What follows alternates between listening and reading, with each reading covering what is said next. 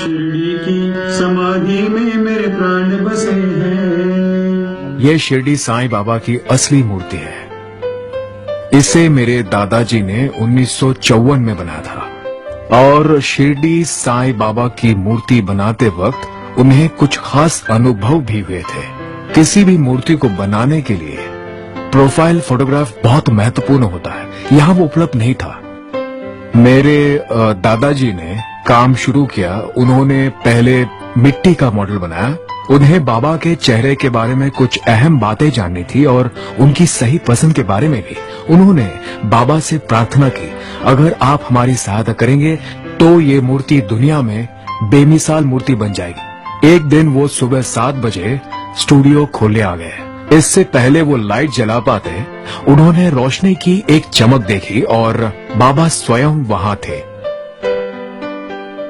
ये वही पवित्र स्थान है जहां बाबा प्रकट हुए थे। मेरे दादाजी ने बाबा का तेजस्वी मुखमंडल देखा।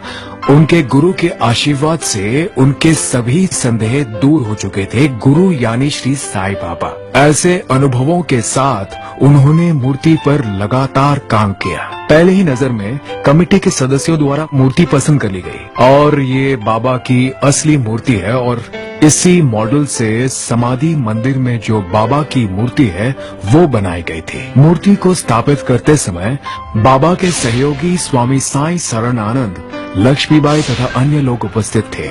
ये लोग मूर्ति देखकर बहुत प्रभावित हुए क्योंकि इन लोगों ने व्यक्तिगत रूप से बाबा को जीवित देखा था। इन लोगों ने मेरे दादाजी से कहा, बाबा इस मूर्ति के रूप में जीवित वापस आ गए और वे बहुत ही ज्यादा खुश थे। मूर्ति को तराशते समय एक बहुत अनोखा चमत्कार हुआ था। बाबा की मूर्ति के इस हिस्से को तराशने पर पत्थर से कुछ अलग तरह की आवाज आ रही थी। जिस हिस्से की मूर्ति में जरूरत नहीं थी वो अपने आप ही गिर गया। बाबा की आखिरी उंगली का हिस्सा अपनी जगह पर लगा हुआ था और ये एक अलग तरह का चमत्कार था।